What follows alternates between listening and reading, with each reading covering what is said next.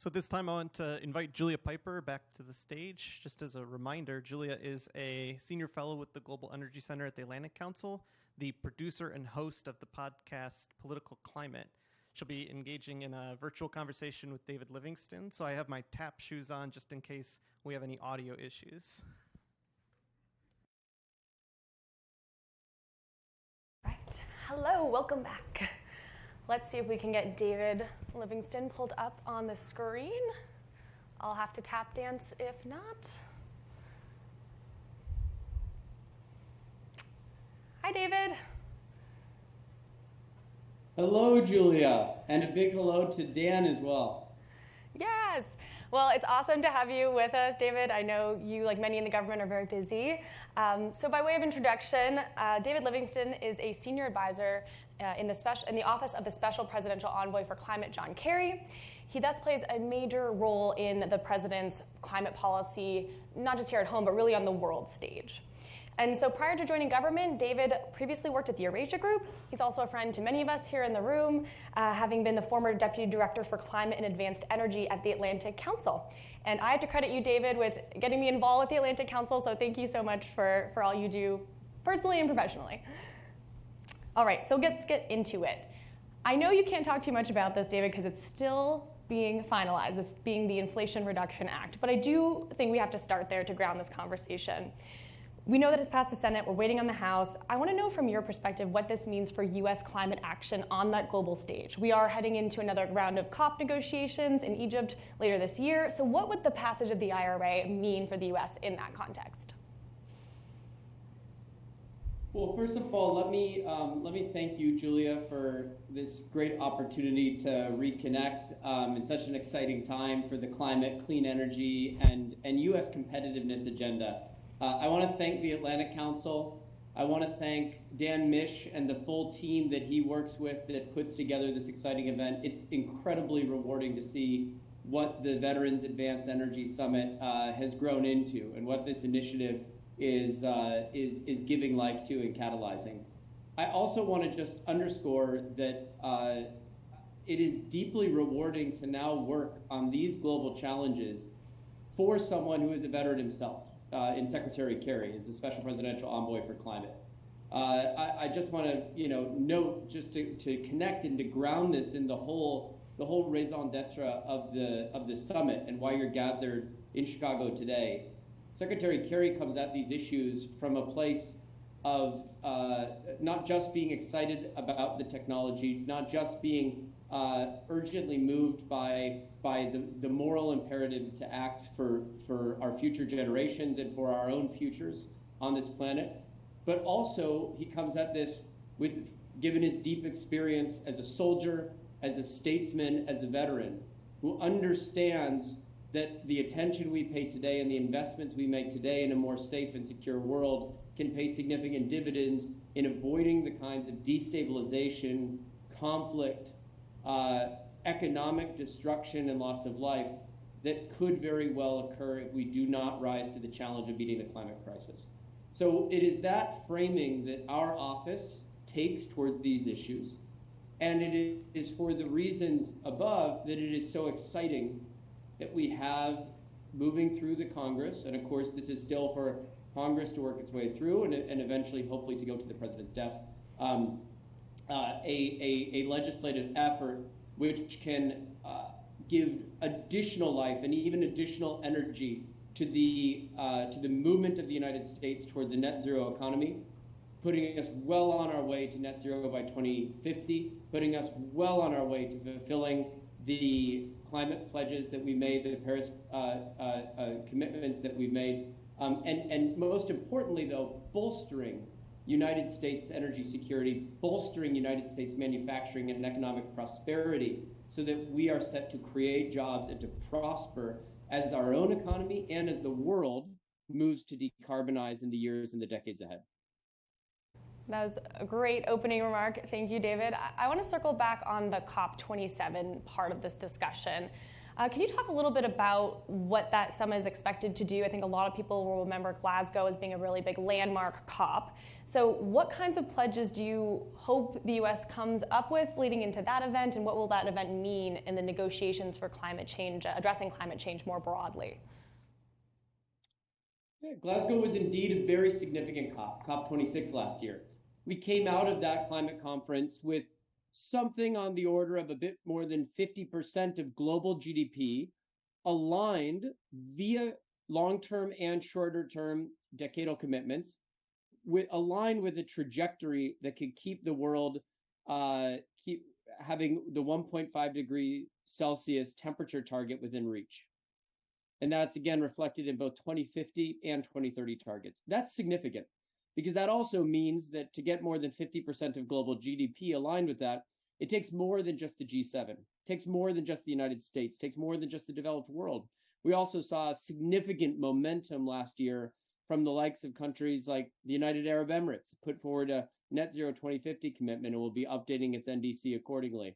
We saw significant moves forward by the likes of South Africa, many other countries around the world. And also when you look at some of the other targets that are complementary to this, India, for example, has an extremely aggressive and ambitious renewables target, renewables deployment target, that if it meets it by 2030, will be very much on a trajectory that can be consistent with an ambitious climate trajectory that will help to keep 1.5 degrees C within reach. Now, all that being said, a bit more than 50% of GDP is not enough. We have to bring on more of the world's economy, including the world's largest economies, most capable economies, along a trajectory that will keep 1.5 degrees C within reach. That means many of the countries that have not yet committed to net zero 2050, that have not yet put forward 2030 nationally determined contributions or NDCs that can keep us there.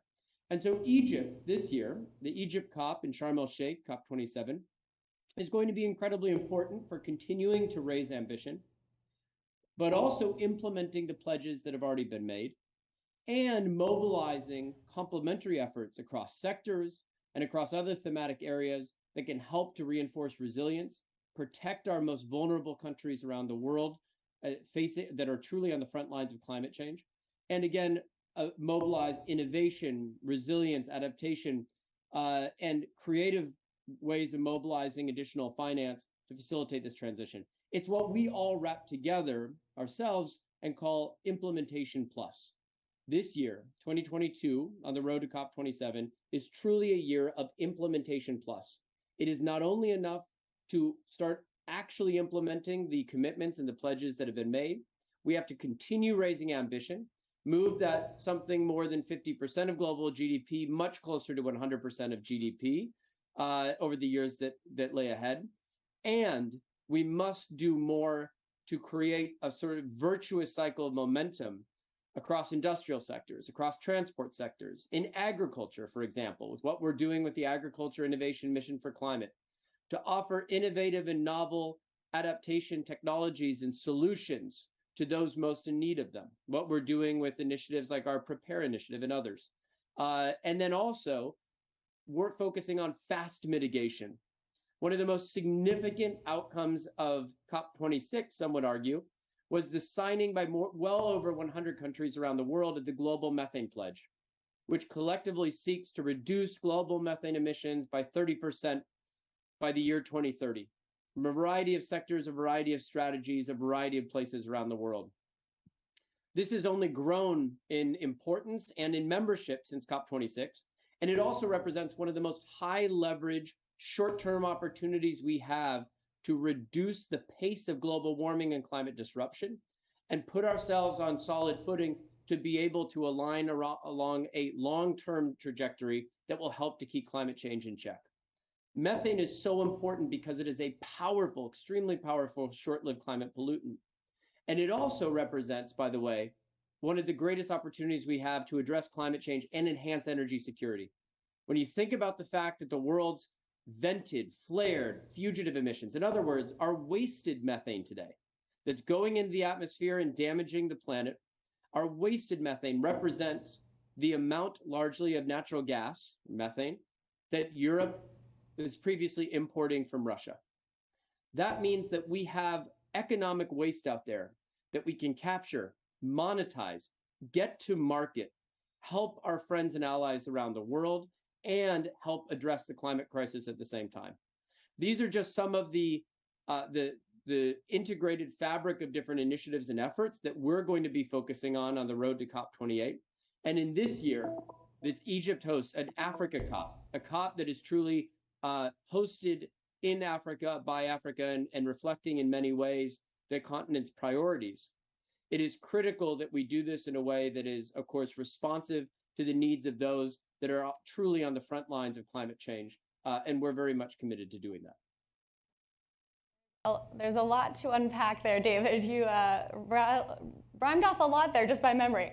Very impressive. So let me ask one last Inflation Reduction Act related question. You listed a lot of initiatives there which were happening outside of that framework. So what does it mean, though, if the U.S. succeeds in passing this bill for it to show up with a piece of legislation like that? What will that mean for other relationships with other countries? Well, it certainly means that the United States will be absolutely taking the lead in terms of the scale and pace of investment in decarbonization that is taking place globally. This can be put on the scale of anything that any other economy around the world has done, including Europe and including China, when it comes to investing in clean energy. We are going to be doing so in a way, moreover, that attracts capital, attracts investment, attracts talent to the United States. And so we will truly be not just deploying solutions, but we will also become a hub of innovation of the next technologies we need to get towards deep decarbonization. We are going to be a place where investors around the world look to generate returns in the clean energy transition and generate climate wealth in the clean energy transition.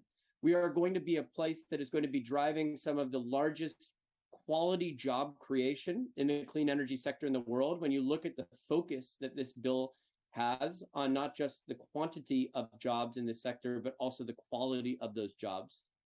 And I can say that it will help us to build secure and resilient clean energy value chains that will help to diversify our energy economy, help to enhance our energy security, and again, will make the United States even stronger and more resilient to various sorts of economic or geopolitical shocks that may present themselves in the years or decades to come.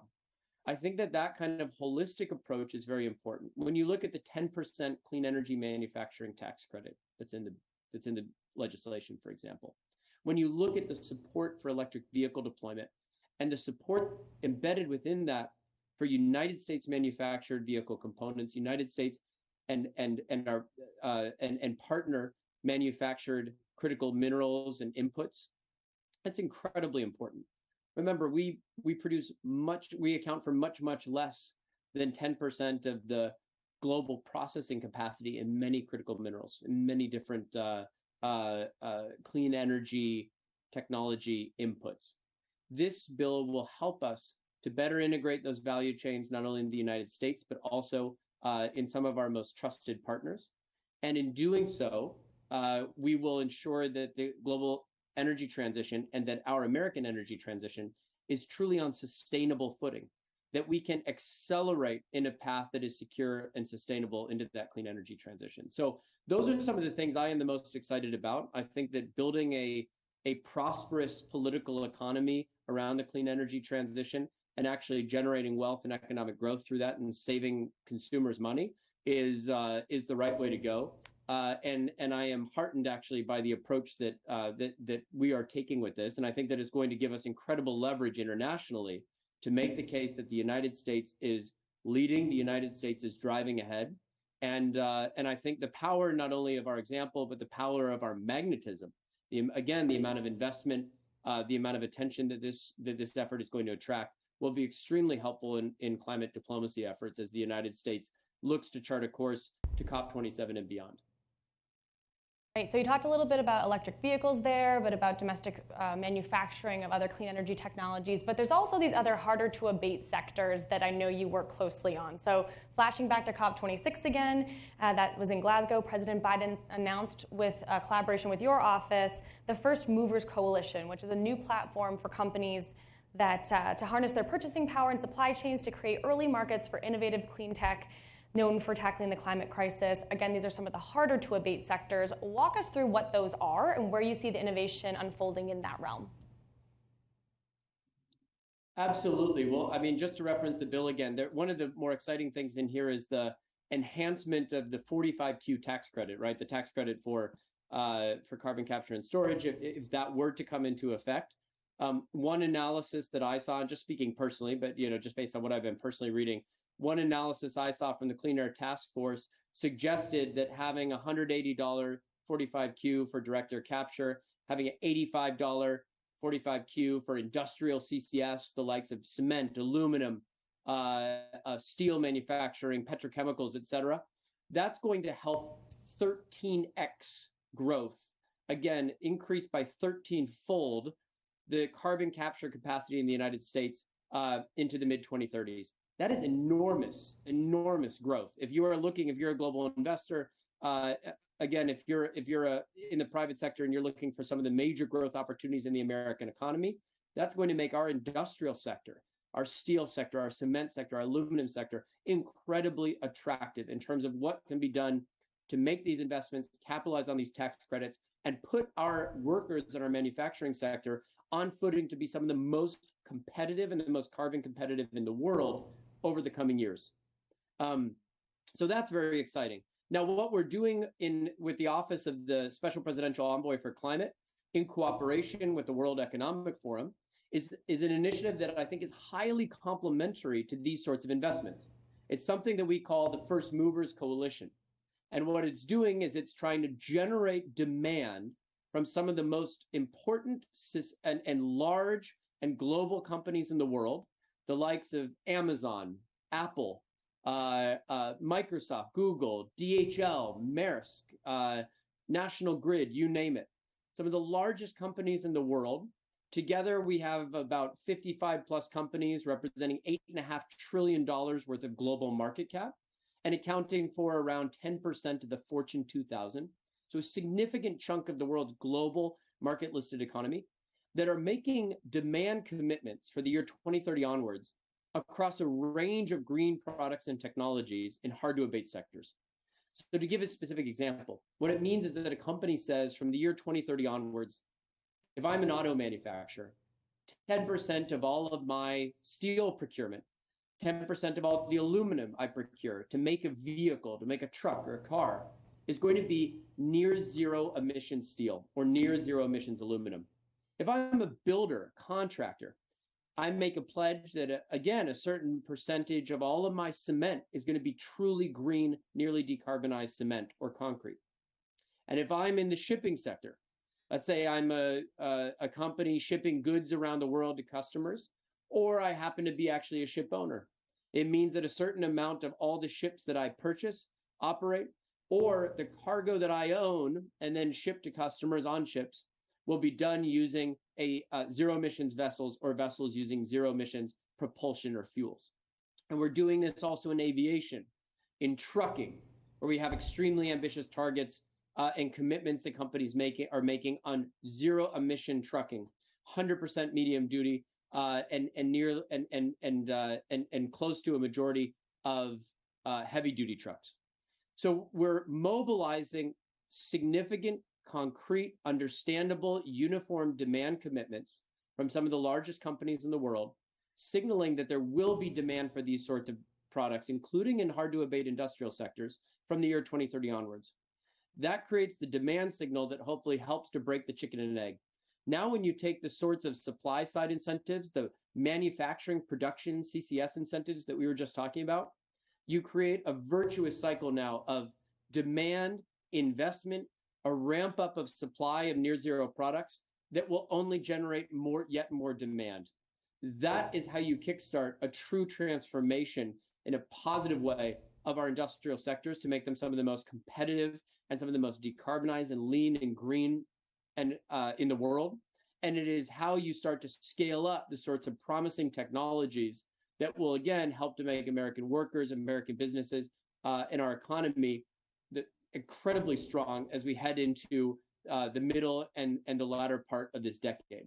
So again, with demand side initiatives like the First Movers Coalition, paired with these kinds of supports for investment and supply, there's an incredibly virtuous cycle there that I think we're seeing a lot of excitement from labor, from the private sector, and from the international community that, again, is knocking on our door to learn more about what we're doing in the United States, to see how they can partner with the United States. And that gives us incredible leverage in our diplomacy to go help the world to move faster as well.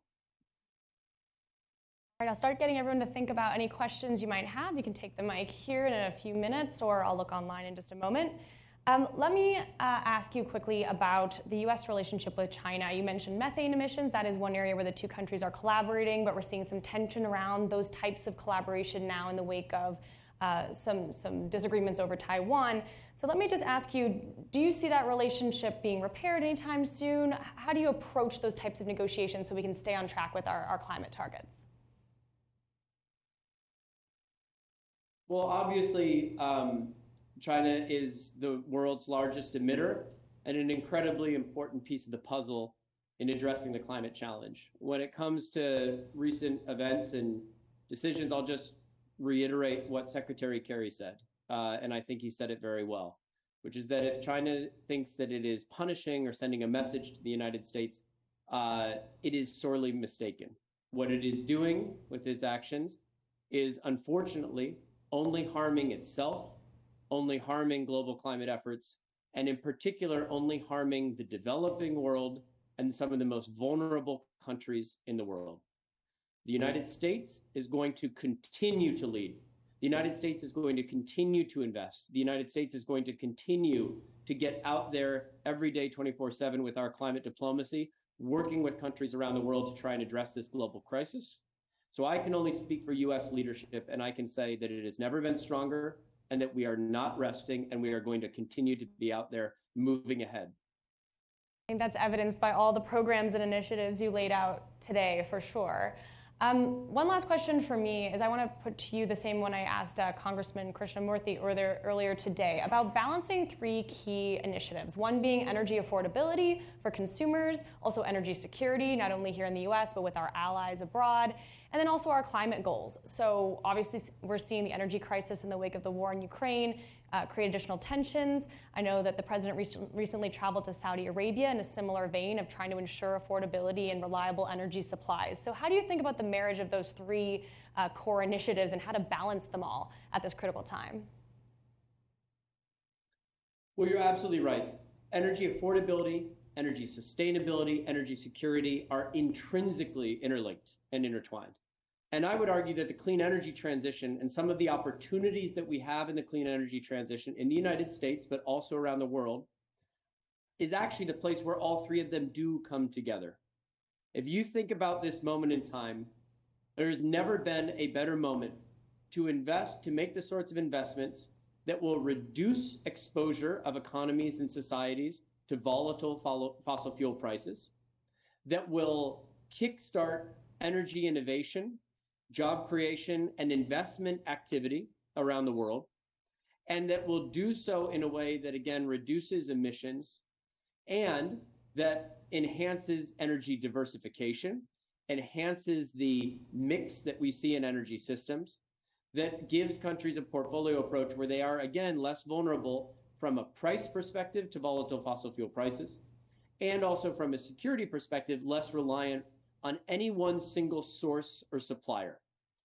The events that have unfolded in Ukraine, Russia's further invasion of Ukraine, the energy crisis that has been transpiring not only in Europe but around the world, I think only underscores that importance of not relying on a single source, single technology, a single supplier.